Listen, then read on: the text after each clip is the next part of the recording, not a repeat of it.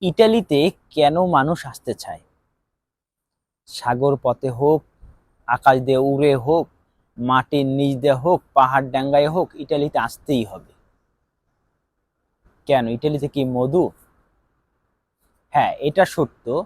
যদি আপনি ইটালিতে আসতে পারেন, কোনোভাবে যদি আপনি ইটালিতে আসতে পারেন, হ্যাঁ, একটা সময় আপনি বৈধতা পাবেন এবং বৈধ হতে পারবেন।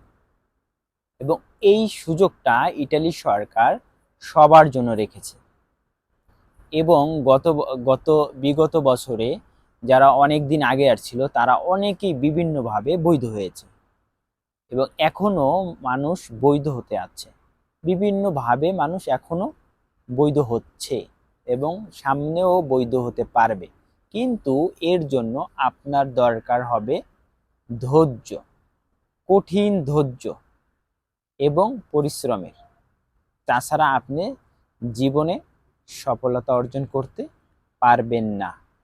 কারণ বিদেশের লাইফটা, বিশেষ করে ইউরোপের লাইফটা অনেক কঠিন।